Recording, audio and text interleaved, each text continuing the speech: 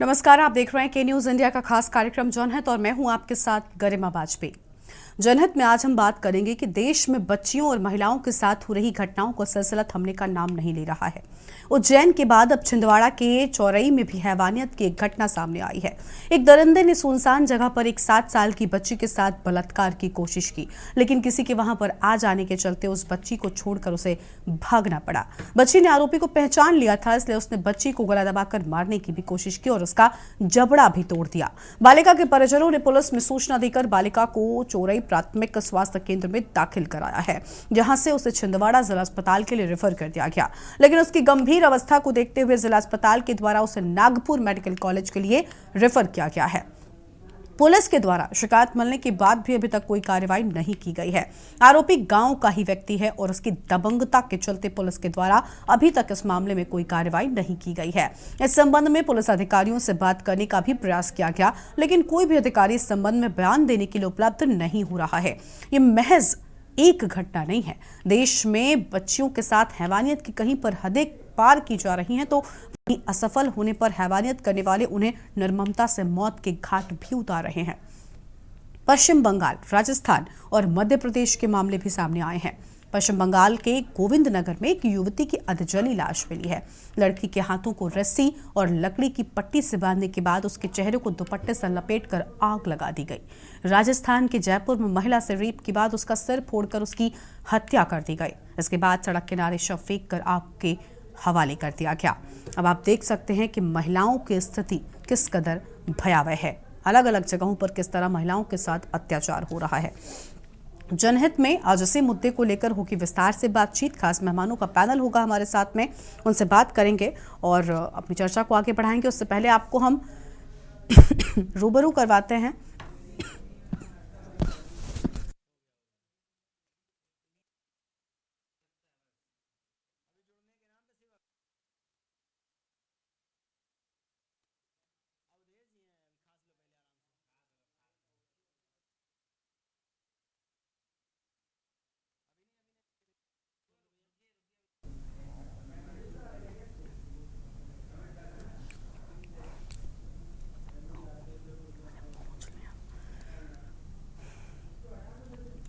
तो जनहित में महिलाओं की आज इसी हालत पर करेंगे बातचीत। खास मेहमान हमारे साथ में जुड़ेंगे, लेकिन उससे पहले आप नजर डालिए। ऐसा नहीं है कि महिलाओं के साथ होने वाली ये अपराध किसी प्रदेश तक सीमित है, बल्कि हर प्रदेश में इस तरीके की घटनाएं सामने आ रही हैं। इसी पर बातचीत करेंगे। हमारे साथ में शिल्पी सैनी भी जुड़ चुकी हैं। बीजेपी महिला मोर्चा है राजस्थान से।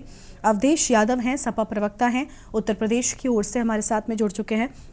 शिल्पी जी के साथ में शुरुआत कर लेते हैं। शिल्पी जी बीजेपी महिला मोर्चा से हैं। शिल्पी जी, सरकार क्या कर रही है? अलग अलग प्रदेशों में देश में इस तरीके की घटनाएं हो रही हैं। महिलाओं को असल में सशक्त करना है तो सिर्फ उन्हें उस स्तर पर पहुंचाने की जरूरत नहीं है, बल्कि उन्हें सुरक्षित महसूस करवाने की जरूरत है। महिला आरक्षण बिल को लेकर एक तरफ खूब जश्न मनाया जा रहा है। मैं भी उस चीज को लेकर खुश हूं कि महिलाएं अब उच्च सदन तक पहुंचेंगी। महिलाएं सदन में बैठकर सड़क की महिलाओं की आवाज को बुलंद करेंगी।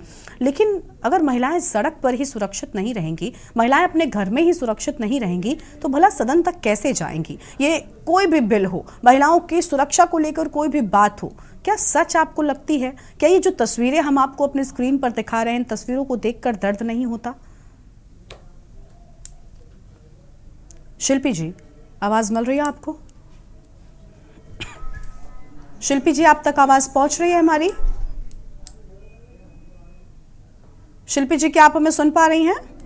शिल्पी जी तक आवाज नहीं पहुंच रही है। ठीक है, अवधेश जी हमारे साथ में जुड़े हुए हैं, सपा प्रवक्ता हैं उत्तर प्रदेश की ओर से।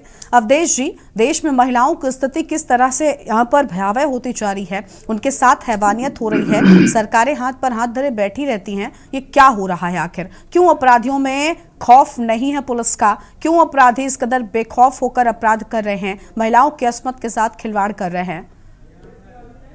क्योंकि महिलाओं पे अपराध में इतने नए नए कानून आने के बाद तमाम सरकारों ने कहा कि हम बहुत सख्ती दिखा रहे हैं, इसके बावजूद भी कोई कमी ना आने के पीछे जो कारण है वो सबसे बड़ी इच्छा शक्ति का अभाव है। कोई भी जो सरकारें हैं जो कानून लागू करती हैं उसको एक कानून बना करके या आदेश करके तीसरी कर लेती हैं। प्रैक्टिकली वो कहाँ तक कारगर हो रहा है गांव गांव में, वो उस पर बहुत ध्यान नहीं देती हैं। और ये आपने देखा होगा पूरे देश में जो कुत्सित मानसिकता है लोगों की, बच्चों के प्रति, बच्चियों की प्रति, या जो घटनाएं घटित होती हैं, ये कैसे दूर किया जाए। आज समाज में चाहे वो साइबर क्राइम हो या साइबर के द्वारा अपराध हो, ये सब चीजें बहुत, समाज जैसे तेजी से बदल रहा है, वैसे ही बच्चियों के साथ हैवानियत और बच्चियों के साथ तमाम घटनाएं भी उतनी तेजी से बदल रही हैं। समाज को बदलने के साथ साथ जो समाज में कानून बना है, उस कानून को कैसे अच्छी तरीके से क्रियान्वित किया जाए, और हमको अपने बच्चों में कैसे शुरू से एक संस्कार डाले जाएं कि जो किसी की बेटी बहन या कोई भी जो एक उनके जो कुत्सित मानसिकता कह लीजिए, उनकी गंदी सोच जो कह लीजिए, इस सब को कैसे दूर किया जाए, तभी ये समाज में बड़ा परिवर्तन आएगा। देखिए, जो अभी आपने कहा महिला आरक्षण विधेयक, ठीक अच्छी बात है, महिला आरक्षण विधेयक आया। महिला आरक्षण विधेयक में हम समाजवादी पार्टी के लोग ये भी मांग कर रहे हैं कि हमारे उन गरीब के गांव के लोग जो दलित पिछड़े हैं, जो महिलाएं अपना हक नहीं जानती हैं, इस बिल के अंदर उनको भी अधिकार दिया जाए, जिससे उनका भी प्रतिनिधित्व जाए। और वो देखिए, जब एक व्यक्ति आगे बढ़ता है तो अब समाज भी उसकी देखी देखा तमाम आगे बढ़ने का प्रयास करता है। एक परिवार में कोई बच्चा अच्छी रैंक पर आ जाता है तो समाज भी के लोग, उस गांव के बच्चे भी उसकी देखी देखा पढ़ाई का काम और अन्य चीजों में जाते हैं। इसलिए आज महिला के साथ जो अपराध हो रहे हैं, ये निश्चित तौर पर रुकने का नाम नहीं ले रहे। सबसे बड़ी चिंता की बात यही है। आपने एक घटना, जो बहुत चर्चित घटना मणिपुर की रही, आपने देखा क्या मानसिकता थी लोगों की, मतलब क्या ऐसी सोच इंसान की बन गई है कि किस तरह की हरकत उन दो महिलाओं के साथ किया जा रहा था, फिर उनकी कैसे नृशंस हत्या कर दी गई। बच्चियों के साथ सोचिए, इतनी छोटी छोटी अबोध बच्चियों के साथ जो घटनाएं हो रही हैं, हम कहाँ चले जा रहे हैं। हम इंसान जानवर से भी बदतर होते चले जा रहे हैं। इसलिए हम यही कहेंगे आपसे कि इस सब को दूर करने के लिए सबकी बिल्कुल। नैतिक देखिए जिम्मेदारी देखिए अवधेश जी, समाज में आप जो बातें कह रहे हैं, मैं इस बात से बिल्कुल सहमत हूं कि समाज में भी अब इन चीज़ों को देखना होगा कि क्यों आखिर इस तरीके की मानसिक बीमारी से लोग परेशान हो रहे हैं। मैं इसको मानसिक बीमारी ही कहूंगी, क्योंकि कोई भी व्यक्ति जो ऐसी घटनाओं को अंजाम दे रहा है वो मानसिक रूप से मुझे ठीक नहीं लगता, वो सभ्य समाज का निवासी भी नहीं लगता। अंजाम दे रहा है उसमें अगर कठोर से कठोर ऐसा दिखे, बिल्कुल बिल्कुल सख्त एक्शन। लेकिन बड़ा सवाल यह है कि आखिर क्यों इन लोगों में कानून का खौफ नहीं रह जाता, क्यों आखिर ये लोग इस तरीके की घटनाएं करते हैं। और खैर आगे बढ़ेंगे, हमारे साथ में शिल्पी सैनी जी हैं, रश्मि सिंह हैं, समाज सेवी हैं, उत्तर प्रदेश की ओर से अभी भी जुड़ी हैं। रश्मि जी, बहुत स्वागत आपका भी। शिल्पी जी से पहले जाएंगे। शिल्पी जी, सरकारें क्या कर रही हैं? केंद्र में आपकी सरकार है, कई राज्यों में आपकी सरकार है, जिस तरीके से घटना हो रही है मध्य प्रदेश के उज्जैन में आपने देखा किस तरीके से एक लड़की लोगों से मदद मांगती रही, लोगों ने उसे पैसे देना ठीक समझा लेकिन उसकी मदद नहीं की किसी ने। आपको लग रहा है कि कहीं ना कहीं अपराध जो है वो बढ़ता जा रहा है और महिलाओं को लेकर जो संवेदनशीलता होनी चाहिए वो संवेदनहीनता में तब्दील होती जा रही है। मध्य प्रदेश पुलिस की कार्यशैली पर बहुत सारे सवाल खड़े हुए हैं। लंबे वक्त तक पूरा मामला चलता रहा, उसके बाद एक्शन लिया गया, क्यों महिलाओं के साथ इस कदर अपराध हो रहा है? अपराधियों में कानून का कोई खौफ क्यों नहीं रह गया है? नमस्कार, मैं शिल्पी सैनी। सबसे पहले तो मैं आपको ये बताना चाहती हूँ कि जो राजस्थान है, आज राजस्थान में कांग्रेस सरकार है और कांग्रेस सरकार में अगर हम देखा जाए 5 साल का रिकॉर्ड उठाकर हम देखते हैं तो 2 लाख से ज्यादा महिलाओं के साथ आपराधिक मामले सामने आए हैं, जिसमें से 34,000 तो रजिस्टर्ड दुष्कर्म के मामले हैं। एक लड़की स्कूल पढ़ने जाती है, जोधपुर की एक घटना होती है, एक लड़की स्कूल पढ़ने जाती है, अपना भविष्य संवारने जाती है, अगर शिक्षा के केंद्र में भी उसके साथ वहां के कर्मचारी ने यौन हिंसा का मामला सामने आता है, आप देखिए वो अपना भविष्य बनाने जाती है, तो कहीं ना कहीं हमारी शिक्षा प्रणाली पे भी एक क्वेश्चन मार्क लग जाता है। क्योंकि जो ये राजस्थान, और जब वहां की विधायक, कांग्रेस की विधायक से बोला जाता है कि ऐसी घटनाएं क्यों होती है, तो वो वहां की जो विधायक है वो बोलती है कि मैं तो खुद सिक्योरिटी में रहती हूँ, मैं तो खुद सुरक्षित नहीं हूँ। अब आप देखिए कांग्रेस सरकार में यहाँ के विधायक तक सुरक्षित नहीं है और वो बोलते हैं हम तो खुद सिक्योरिटी में रहते हैं। तो आप मुझे बताइए तो कहाँ से राजस्थान में ये? और हाँ, राहुल गांधी, शिल्पी जी, ये कोई पॉलिटिकल चर्चा नहीं है। शिल्पी जी, हमारे कार्यक्रम का नाम ही जनहित है और आप इससे आगे बढ़कर सोचिए ना, आप इससे आगे बढ़कर सोचिए। आप राजस्थान की घटना को लेकर कांग्रेस पार्टी को जितना घेर रही हैं, मध्य प्रदेश की घटना लेकर आप बीजेपी को भी उतना ही घेरिए मैडम। शिल्पी जी, और मैंने सवाल आपको मध्य प्रदेश की घटना को लेकर किया था, उस पर कुछ कहिए, राजस्थान से भी आगे बढ़िए। मोदी जी ने महिला आरक्षण विधेयक पारित किया है, मैडम, पास राजस्थान करवाया की है। घटना आपने उससे बता ली। मैडम, आपको हाँ, क्या बीजेपी की सरकार मध्य प्रदेश में है, शिवराज सिंह चौहान जी मुख्यमंत्री हैं, मध्य प्रदेश में जिस लड़की के साथ जो घटना हुई उस पर कुछ कहेंगे आप? इसके लिए मैं आपको यही बताना चाहती हूँ कि ये पुरुष सत्तात्मक समाज है, और जब तक जो मोदी जी ने आज पारित कराया, जो महिला आरक्षण, महिलाओं को आगे लाने का काम किया, महिला आरक्षण विधेयक पास करवाया है, उससे जब हमारी महिलाएं विधानसभा में उठकर आवाज उठाएगी, जब पुरुष के साथ टक्कर लेगी, जब 50% महिलाएं वहां पर आवाज उठाएगी, तब जाकर ये घटनाएं कहीं ना कहीं बंद होगी।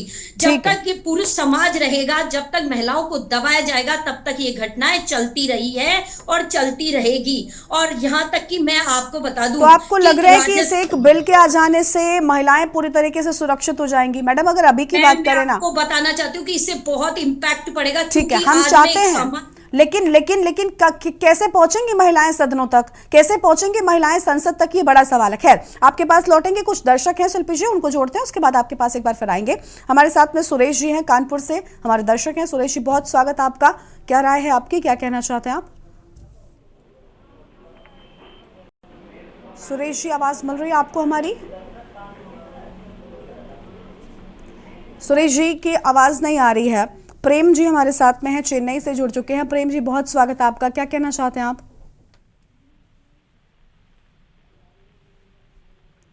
प्रेम जी की भी आवाज नहीं आ रही है। खैर, अपनी चर्चा को हम आगे बढ़ाते हैं। हमारे साथ में रश्मि सिंह जी हैं, समाज सेविका हैं उत्तर प्रदेश की ओर से। रश्मि जी, अभी शिल्पी जी ने कहा कि भाई मोदी जी ने एक कानून लेकर आए हैं, महिला आरक्षण बिल पास करा दिया गया दोनों सदनों में।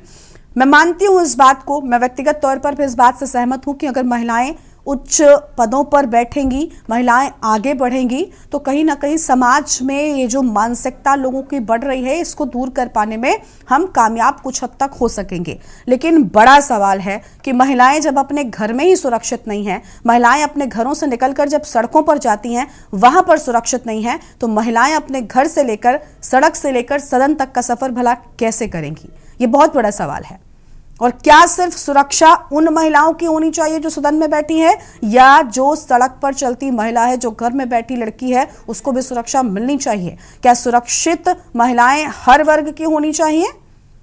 और क्या ये इतना कर देने भर से मात्र आपको लग रहा है कि महिला सशक्तिकरण की जिसकी बात होती है, महिला सुरक्षा की जिसकी बात होती है, वो पूरा हो जाएगा?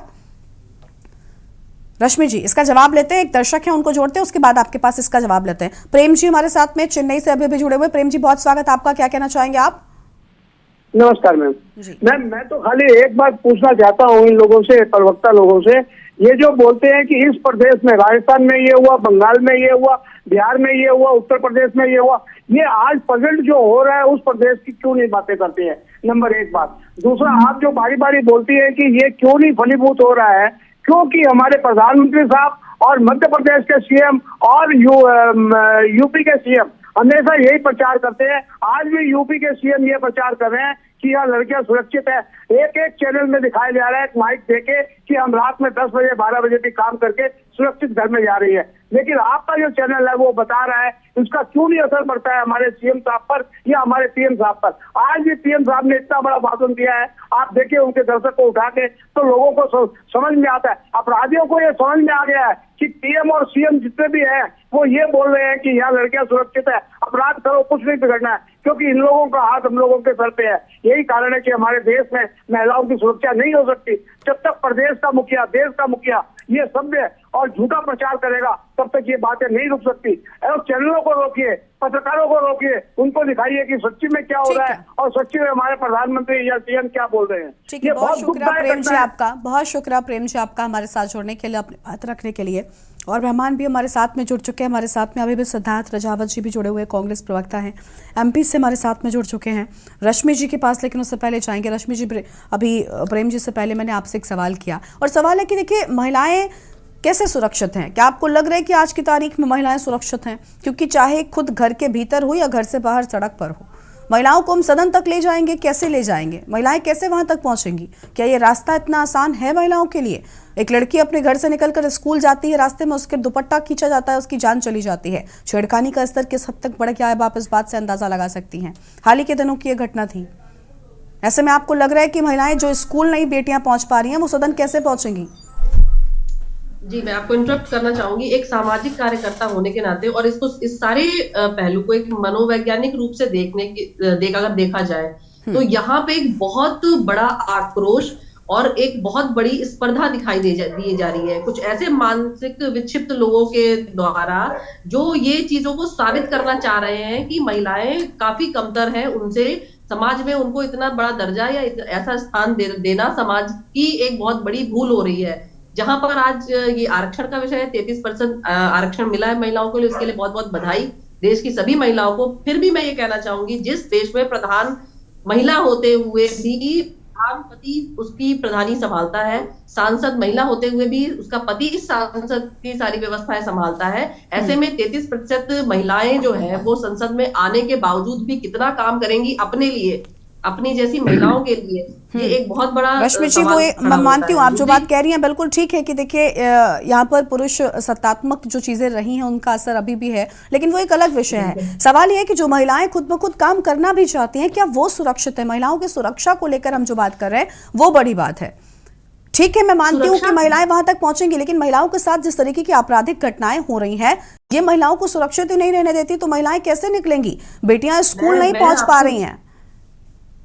मैं वही आपसे कह रही हूँ, देखिए सुरक्षा से बड़ा यहाँ का इतनी बड़ी पॉपुलेशन में प्रत्येक हर व्यक्ति के पीछे एक बॉडीगार्ड लगाना बिल्कुल असंभव है, ये कहीं से तर्क संगत ही नहीं है। दूसरा, जब नैतिक जिम्मेदारियां हम अपने घर से ही प्राथमिक नहीं तौर पे सिखाते हैं अपने बच्चों को, अपने घर के मेल लोगों को या अपनी बेटियों को ही, कि आपको समाज में इन लोगों से बचकर रहना है, क्योंकि इनकी मानसिकता ये है। अपने घर के बेटे को हम ये क्यों नहीं समझाते कि जैसी बहन और जो इज्जत आप हमें दे रहे हैं, घर से बाहर निकलने के बाद भी आपकी निगाहों में आपके वही सम्मान और इज्जत दूसरे की बेटी के लिए भी होना चाहिए, हम कैसे उम्मीद कर सकते हैं? और ठीक है, यानी आपको लगता है कि घरों से भी इस चीज की शुरुआत होनी चाहिए। मैं आपकी बात से सहमत हूं कि देखिए हमें भी अपने घरों में लोगों को इस चीज को सिखाना चाहिए कि लोगों के साथ किस तरीके का व्यवहार और महिलाओं और बेटियों को किस तरीके की इज्जत देनी है। लेकिन इस सब के साथ साथ एक जिम्मेदारी बनती है प्रशासन की, सत्ता की, जो विराजमान है उनकी जिम्मेदारी बनती है कि महिलाओं को सुरक्षा प्रदान करें। हर एक व्यक्ति के पीछे बॉडीगार्ड नहीं घूम सकता,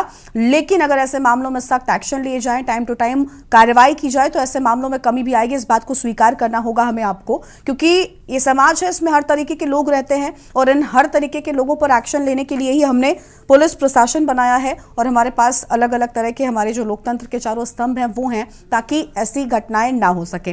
खैर, आपके पास आएंगे सुरेश अवस्थी जी हमारे साथ में अभी भी जुड़े हैं, कानपुर से एक दर्शक हैं, उनका रुख कर लेते हैं। सुरेश जी, क्या कहना चाहेंगे आप? शर्मा जी, मैं ये कहना, हेलो जी बोलिए, आपकी आवाज आ रही है। शर्मा जी, ये मैं कहना चाहता हूँ, जो बीजेपी की शिल्पा सैनी जी महिला मोर्चा की बैठी हुई है, मैं इनसे दो शब्दों में बात करना चाहता हूँ।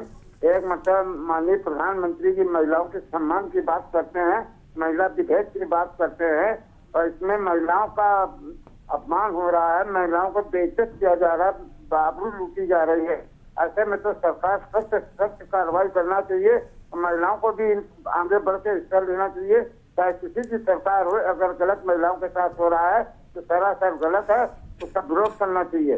किसी भी दल की सरकार हो, किसी प्रांत में मुख्यमंत्री किसी भी दल का हो, उससे कोई लेना देना महिलाओं के। ठीक है, ठीक है, बहुत शुक्रिया आपका सुरेश जी हमारे साथ जुड़ने के लिए। एक और दर्शक है उमेश जैन जी हमारे साथ में जुड़े हुए हैं, मेरठ से हैं। उमेश जी, बहुत स्वागत आपका भी, क्या कहना चाहेंगे आप? जी नमस्ते, अपनी बात बताइए। मैं ये कहना चाह रहा था कि हमारे देश में नारियों को सम्मान जभी मिल सकता है जब जो है सजा जो है सख्त कर दी जाए, अपराधियों को सख्त सजा दी जानी चाहिए, जिसकी वजह से वो डरेंगे और अपराध नहीं करेंगे, नारियों का सम्मान करेंगे और किसी बच्ची को नाजायज नहीं सताएंगे। इस तरह के व्यवहार। ठीक है, बहुत शुक्रिया आपका उमेश जी हमारे साथ जोड़ने के लिए। देखिए, लोगों की अपनी अपनी राय है, लोगों का भी यही मानना है कि महिलाओं को सुरक्षा मिलनी चाहिए। महिलाएं अगर समाज में सुरक्षित होंगी तो काफ़ी कुछ विकसित हो सकता है, क्योंकि महिलाएं भी हर क्षेत्र में बराबर भागीदारी के साथ काम कर रही हैं। आगे अपनी चर्चा की शुरुआत करते हैं। खास मेहमान हमारे साथ में जुड़े हुए सिद्धार्थ रजावत जी हैं, कांग्रेस प्रवक्ता हैं एमपी की ओर से, और सूफिया खान जी हमारे साथ में हैं, महिला पत्रकार हैं, वो भी मध्य प्रदेश से ही हमारे साथ में जुड़ी हुई। सिद्धार्थ जी के पास पहले जो आएंगे, कांग्रेस के प्रवक्ता हैं। सिद्धार्थ जी, मध्य प्रदेश में जिस तरीके से घटना सामने आई, इसने न सिर्फ मध्य प्रदेश को बल्कि पूरे देश को शर्मसार कर दिया, और साथ ही साथ सभ्य समाज के मुंह पर वो घटना एक तमाचा के तौर पर थी, क्योंकि सभ्य समाज जहाँ पर कहते हैं ना कि बड़ी बड़ी बातें होती हैं, उसी सभ्य समाज में एक गली में एक लड़की न जाने कितने वक्त तक घूमती रही, लोगों से मदद मांगती रही, लेकिन लोगों ने उसकी मदद नहीं की, बल्कि उसे भिखारी समझकर उसे 150 रुपए देना शुरू कर दिया। हम समाज पर सवाल उठा सकते हैं, लेकिन समाज से पहले हम शासन से सवाल पूछते हैं। हालांकि सभ्य समाज भी अगर खुद को कहते हैं हम उसके निवासी अपने आप को, तो हमें अपने आप से भी ये बात पूछनी चाहिए। मैं इस बात से गुरेज नहीं करूंगी कि हम अगर शुरुआत घर से करेंगे तो चीज़ें बेहतर हो सकती हैं, लेकिन बावजूद इसके अगर ढीठ लोग ऐसा नहीं कर रहे हैं तो ऐसे में शासन को क्या करना चाहिए सर? देखिए महिमा जी, अगर आप थोड़ा सा अतीत में जाएंगे, जिस समय यूपीए की गवर्नमेंट थी, तो आपको याद होगा कि दिल्ली में एक बहुत बड़ा हादसा हुआ था जिसका नाम दिया गया था निर्भया कांड। आपको याद होगा किस प्रकार से एक बच्ची के संग बस के अंदर लगातार 5 लोगों ने बलात्कार किया, फिर किस प्रकार से उसके संग हैवानियत का परिचय देते हुए, और उस समय पे यूपीए गवर्नमेंट थी कांग्रेस की, और आपने देखा था उस समय पे विपक्ष कितनी हावी हुई थी और कितना कैंडल मार्च निकाला गया था, क्या क्या नहीं हुआ गया था। अभी आपने केंद्र में देखा किस प्रकार से ब्रजभूषण हमारी जो रेसलर बहनें हैं उनके संग कंटिन्यू बलात्कार करते रहे, उनका यौन शोषण करते रहे। उसके बावजूद जब वो प्रोटेस्ट कर रही थी उनकी कोई सुनवाई नहीं की गई। अब मैं थोड़ी सी चर्चा आपको याद दिलाना चाहता हूं। अभी 1.5-2 वर्ष पूर्व नेमाबार एक जगह है मध्य प्रदेश में, हमारी बहन पत्रकार बहन वो जानती होंगी, और वो आदिवासी क्षेत्र है। वहां पे किस प्रकार से 4 महिलाओं के संग बलात्कार करके, 5 के संग किया गया था, 4 के संग बलात्कार करके उनको मार के 10 फुट नीचे गड्ढे में गाड़ दिया जाता है। और एक दिन पूर्व प्रदेश के मुख्यमंत्री शिवराज सिंह जी बोलते हैं कि एक भी माफिया या गुंडों को छोड़ा नहीं जाएगा, गड्ढे में 10 फुट नीचे गड्ढे में गाड़ दिया जाएगा, और उन्हीं का कार्यकर्ता विधायक प्रतिनिधित्व ये करता है। फिर गुना के अंदर एक दलित महिला पे पेट्रोल डाल के आग लगाई जाती है। और अभी आपने देखा शिवराज जी के गृह क्षेत्र में विदिशा के अंदर एक बच्ची कॉलेज से लौट रही होती है, उसको छेड़ा जाता है। जब वो रिपोर्ट लिखाने जाती है तो पुलिस वाला बोलता है तुम लड़कियों को पढ़ने की जरूरत क्या है, तुम लोग बाहर क्यों निकलती हो, इस चक्कर में तुम्हें छेड़ाछाड़ी होती है। वो घर में जाके आत्महत्या कर लेती है। उसके तुरंत बाद अभी माह बाद फिर एक लड़की आत्महत्या करती है। तो इसका सबसे बड़ा कारण है कि आज जो समाज के अंदर इस प्रकार के जो अपराधी हैं उनका खौफ बिल्कुल प्रशासनिक तौर पे खत्म हो चुका है। ठीक है, आप बिल्कुल ठीक कह रहे हैं, मैं आपकी बात से सहमत हूँ सिद्धार्थ जी, मैं आपकी सारी बातों से सहमत हूँ, और मैं मानती हूँ कि खौफ अपराधियों में पुलिस का खत्म हो रहा है। लेकिन क्या ऐसा सिर्फ मध्य प्रदेश में हो रहा है या राजस्थान में भी हो रहा है? नहीं, देखिए मैं बड़ा जिम्मेदारी के साथ मैं ये इस बात को बोलूंगा कि अगर राजस्थान में कांग्रेस की सरकार है तो इसमें मैं बिल्कुल भी इसमें कहीं भी फेवर नहीं करूंगा। अगर अपराध होता है वो चाहे किसी भी श्रेणी में आए, वो कोई भी। सर, राजस्थान में महिलाओं की क्या स्थिति है? मुझे लगता है आपको एक घटना, किसी भी एक घटना को कोट करने की जरूरत नहीं है। किसी भी महिला के संग या किसी भी हमारे वृद्ध या सीनियर सिटीजन के संग कोई भी अपराध होता है, अपराधियों का कोई भी ग्राफ नहीं होता, उनके लिए कोई सरकार नहीं होती। हम साफ साफ बोलते हैं कि अगर कांग्रेस की सरकार है, अगर वहां कोई अपराध होता है, कांग्रेस को तुरंत उसमें कार्रवाई करना चाहिए। जिस प्रकार से यूपीए की गवर्नमेंट थी, हमने तुरंत हमारी जो बहन खत्म हुई थी, आपने देखा था निर्भया, उसमें हमने संज्ञान लेते हुए तुरंत फांसी की सजा का प्रावधान किया था। और इसमें सबसे पहले फांसी की सजा देनी चाहिए अगर कोई भी। और इसमें मैं हमारी बहन बैठी हुई है रश्मि सिंह जी, मैं उनसे बोलना चाहता हूं कि इसमें हम सबको एक राजनीतिक रूप में ना सम्मिलित होते हुए, इसको कहीं भी राजनीतिक मुद्दा ना बनाते हुए,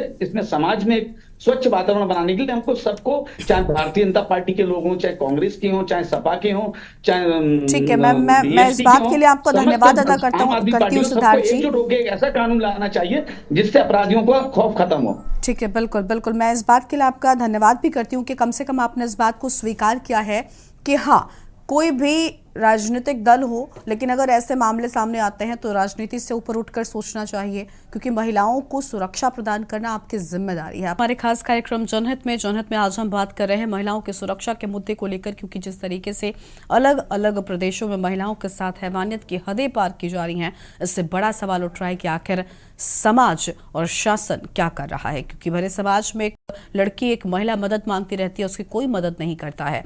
वहीं दूसरी ओर शासन की ओर से भी आखिर क्यों इतनी हीलाहवाली बरती जाती है?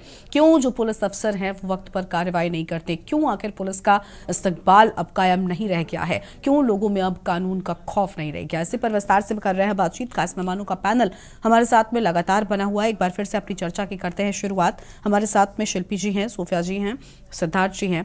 अभी रश्मि सिंह के पास जाएंगे। रश्मि जी कुछ कहना चाह रही हैं, समाज सेवी हैं यूपी की ओर से। रश्मि जी, आप कुछ कहना चाह रही थी, लेकिन उससे पहले देखिए मैं ये भी कहूंगी, आपने बहुत अच्छी बात कही थी इसके पहले कि देखिए समाज की एक बहुत बड़ी जिम्मेदारी बनती है, लेकिन समाज के साथ साथ आपको क्या कोई शिकायत है शासन से? आपको लगता है कि अगर शासन भी मजबूती के साथ काम करे, अगर जो पुलिस व्यवस्था है वो मजबूती के साथ काम करे, तो लोगों में अपराध का खौफ होगा और ऐसी घटना करने से पहले लोग 100 बार सोचेंगे? रश्मि जी फिलहाल नजर नहीं आ रहे हैं स्क्रीन पर। सूफिया खान हमारे साथ में है, महिला पत्रकार हैं एमपी की ओर से, उनको जोड़ लेते हैं। रश्मि जी के पास बाद में जाएंगे। सूफिया खान महिला पत्रकार। सूफिया जी बहुत स्वागत आपका। सूफिया जी, ऐसे मामलों में समाज पर तो हम सवाल उठा ही रहे हैं, क्योंकि हमने जिस तरीके से अलग अलग मामलों में देखा कि समाज मूकदर्शक बनकर खड़ा रहता है, कुछ भी नहीं करता, समाज के सामने ही ऐसी हरकतें होती रही हैं, लेकिन समाज के साथ साथ शासन से भी सवाल बनता है, क्योंकि उनके पास पावर है, वो सत्ता में है, वो पद पर विराजमान है। आपको लगता है कि अगर ऐसे पदों पर बैठे लोग एक्शन लेंगे, जो पुलिस अफसर हैं, अगर वो सही समय पर एक्शन लेंगे, अगर इनका डर अपराधियों में होगा, तो ऐसी घटनाओं को अंजाम देने से पहले अपराधियों को 100 बार सोचना पड़ेगा? क्या इतना सख्त एक्शन ऐसे मामलों में नहीं लिया जाना चाहिए तुरंत ही, ताकि लोगों में डर हो और ऐसी घटनाओं का आंकड़ा कम हो जाए? नमस्कार जी हाँ, जैसे कि सरकार जो है, अगर सरकार अपनी तरह से पूरी तरह से सख्त नजर करती है, तो कहीं ना कहीं ऐसे जो कई मामले जो हैं वो कहीं रुक जाएंगे। देखा जा सकता है कि मध्य प्रदेश की शिवराज सरकार के राज में महाकाल की नगरी यानी उज्जैन में 12 साल की मासूम बच्ची के साथ रेप हो जाता है। वो मासूम बच्ची 8 किलोमीटर खून से लथपथ अर्धनंग अवस्था में पैदल चलती रही, एक गली से दूसरी गली तक मदद की गुहार मदद मांगती रही, यहाँ तक कि उज्जैन की सड़कों पर भी मदद की गुहार लगाती रही, लाडली ठोकरें खाती रही और पुलिस प्रशासन सोती रही। ये मामला सच में इंसानियत को शर्मसार करने वाली है। आए दिन मध्य प्रदेश के मुख्यमंत्री शिवराज सिंह चौहान उर्फ मामा खुले मंच पे बदमाशों को जमीन में 10 फीट नीचे गाड़ने की बात किया करते हैं, परंतु मुझे उनकी यह बातें जमीनी हकीकत से कुछ और नजर आते हैं। क्योंकि उनकी कई, जैसे कि अगर हम बात कर रहे हैं महिला सुरक्षा के बारे में, तो अगर ऐसे महिला सुरक्षा के बारे में अगर उन्होंने थोड़ी सी भी सख्ती दिखाई होती या पुलिस प्रशासन द्वारा कुछ यहाँ पर सख्ती दिखाई दी गई होती, तो कहीं ना कहीं ऐसे मामले जो है वो हमारे देश में कम हो जाते हैं। देखा जाए तो हमारे पूरे भारत देश में रोजाना औसताना 86 रेप के मामले दर्ज होते हैं। अगर बात 2021 की जाए तो 37,677 मामले दर्ज हुए हैं, जिसमें बालिकाओं की तुलना में नाबालिग के साथ रेप की घटनाओं की संख्या अधिक है। अगर देखा जाए तो पूर्व में भी, सीधी में भी ऐसे ही मामला सामने आए हैं, और ऐसी कई घटनाओं के मैं आपको नाम गिनवा दूं कि इसमें कितने सारे बच्चे, यहाँ तक कि बच्चों के साथ रेप किए जाते हैं, छोटे बच्चे। बिल्कुल आप ठीक कह रही हैं कि देखिए समाज में ये जो आंकड़ा है ना महिलाओं के साथ अपराध का, ये बढ़ता जा रहा है। इस पर विचार किया जाना चाहिए कि एक तरफ आखिर क्यों ऐसा हो रहा है। समाज सेवी हमारे साथ में रश्मि जी, उनका रुख कर लेते हैं। रश्मि जी, आप बताइए, रश्मि जी किस तरीके से ये जो घटनाएं हैं वो हो रही हैं?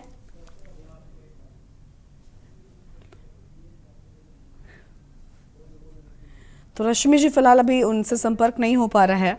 शिल्पी जी हमारे साथ में है, शिल्पी जी का रुख करते हैं। शिल्पी जी, हम देखिए ये सवाल कर रहे हैं कि महिला सशक्तिकरण को लेकर बहुत सारी बातें होती हैं, लेकिन महिलाओं के साथ ये अपराध कम होने का नाम ही नहीं ले रहा है।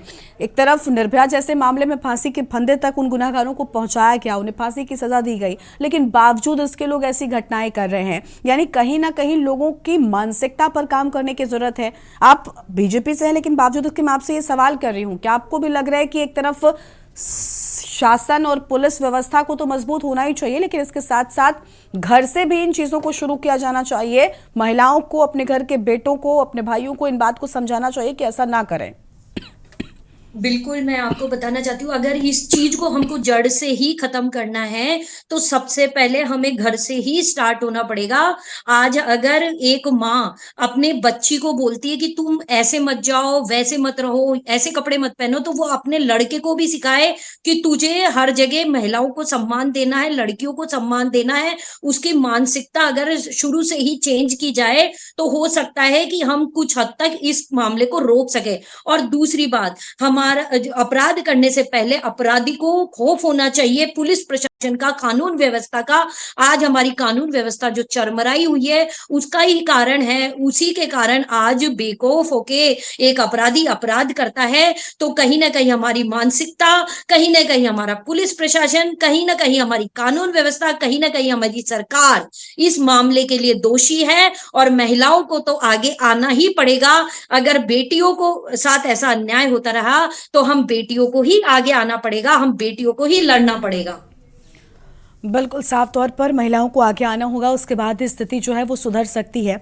अवधेश यादव जी के पास में एक बार फिर से जाएंगे। अवधेश जी, उत्तर प्रदेश की बात करें, उत्तर प्रदेश में भी जब मुख्यमंत्री योगी आदित्यनाथ सत्ता में आए, मुख्यमंत्री ने सत्ता में एंट्री ही एंटी रोमियो स्क्वाड के साथ की थी। उनके सत्ता में आते ही एंटी रोमियो स्क्वाड का गठन किया गया था, लेकिन आज नजर नहीं आता है। उत्तर प्रदेश की ही ये घटना है जहां पर एक लड़की स्कूल जा रही थी, उसका दुपट्टा खींचा जाता है, वो गिर जाती है, साइकिल पर सवार थी और उसकी मौत हो जाती है क्योंकि दूसरे वाहन से उसकी टक्कर हो जाती है। अब आप देखिए, सरे राह एक स्कूल जाती लड़की के साथ छेड़खानी हो रही है और ये छेड़खानी इतनी कि उसका दुपट्टा खींचा जा रहा है। आपको लग रहा है कि अभी भी वो एंटी रोमियो स्क्वाड काम कर रहा है, अभी भी महिलाएं सुरक्षित हैं? नहीं गरिमा जी, देखिए ये सरकार आने के बाद जिस तरीके से बहुत एंटी रोमियो स्क्वाड का बहुत महिमा मंडन किया गया, मैं बता दूं माननीय अखिलेश यादव जी ने 1090 की शुरुआत किया था और उसका हम लोगों ने प्रैक्टिकल रिजल्ट देखा था। मैं गोरखपुर में बैठा हूं और गोरखपुर में उसमें कुछ लोगों के ऊपर जो 1090, चूंकि उसमें सारी सिक्रेसी बनाए रखी जाती थी, जो महिला या जो बच्ची उस पर आरोप लगाती थी वो सारा सिक्रेसी कोई जान नहीं पाता था। बहुत सी ऐसी घटनाएं हमने देखा, उस समय 1090 वालों ने एक्टिव होकर के और उसको सुलझाने का काम किया था। 1090 को निष्क्रिय करके एक एंटी रोमियो स्क्वाड का बहुत बड़ा प्रचार किया गया। प्रैक्टिकली उसका कोई रिजल्ट नहीं आया। एक कुछ देर 2-4 महीने हो हल्ला हुआ, उसके बाद ये खत्म हो गया। मैं बता दूं, अभी आपने जो अंबेडकर नगर का जिक्र किया, जिस तरह बच्ची का दुपट्टा खींचा गया, वो गिरी और उसका दुर्घटना हो गया। अभी मैं आज बता दूं, गोरखपुर की घटना है। एक 9 साल में पढ़ने वाली बच्ची जो लगातार पुलिस से कंप्लेंट करती रही, उसके साथ छेड़छाड़ किया जा रहा है, लेकिन पुलिस ने कोई उसमें इंटरेस्ट नहीं लिया और आज उसने आत्महत्या कर ली। यानी आपको लगता है कि कहीं ना कहीं पुलिस का लेट लतीफी वाला एक्शन भी इन चीजों के लिए जरूर जिम्मेदार है। अगर इस तरह की घटना होती है, कई जगह होता है कि गलत सूचना भी होती है, लेकिन जहां सही सूचना, अगर कोई ऐसी घटना आती है तो उसको गंभीरता से लेना पड़ेगा। अगर गंभीरता से लेके पुलिस एक्टिव होगी तो ही जाकर के। और दूसरी जो देखिए, आप महिलाओं के साथ तो एक प्रकार के तो क्राइम नहीं है ना, डोमेस्टिक क्राइम से लेकर के तमाम अन्य चीजों में आपने देखा होगा हमारी सरकार में एसिड अटैक की महिलाओं के लिए किस तरह के रेस्तरां खोल करके उनको प्रमोट करने का, इससे उनका मनोबल बढ़े और वो समाज में जागरूकता फैले और जो हमारे बेटियां और जो लोग उसको देख रहे हैं उनमें जागरूकता है। तो इस समाज को भी जागरूक, साथ में हमको लॉ एंड ऑर्डर तो बनाना ही पड़ेगा इस पर, लेकिन कानून के सख्ती से पालन करने के लिए हमको हमारे मानसिक जो विकृति पैदा हो रही है समाज में, और खास करके जब से ये मोबाइल आया है ना, सबसे तो और ही ज्यादा मानसिक। ठीक है, यानी एक तरफ सभ्य समाज के निवासियों को अपनी ओर से अहम कदम उठाना चाहिए, लेकिन दूसरी ओर शासन में बैठे, सत्ता में बैठे लोगों को भी अगर सही समय पर काम करने की जो चीज है ना वो उनके अंदर आएगी तो कहीं ना कहीं इन आंकड़ों में काफी कमी देखने को मिल सकती है। बहुत शुक्रिया आप सभी का हमारे साथ जुड़ने के लिए, अपनी बात रखने के लिए। तो बड़ा सवाल ये है कि आखिर क्या इस देश में बेटी होना गुनाह है? क्या इस देश में महिलाएं अपने घर में सुरक्षित हैं? बड़ा सवाल है कि क्या महिलाएं सड़क से लेकर सदन तक का सफर तय कर पाएंगी? क्योंकि क्या महिला आरक्षण बिल महिलाओं को असल में सशक्त कर देने के लिए काफी है? क्योंकि वो महिलाएं जो घरों में सुरक्षित नहीं है, जो सड़कों पर सुरक्षित नहीं है, वो बेटियां जो अपने घर से स्कूल तक नहीं पहुंच पा रही, वो भला अपने घर से निकलकर सदन तक कैसे पहुंचेंगी? उनकी सुरक्षा पर बड़ा सवाल है। जनहित में आज उतना ही। आप देखते रहिए के न्यूज़ इंडिया। नमस्कार।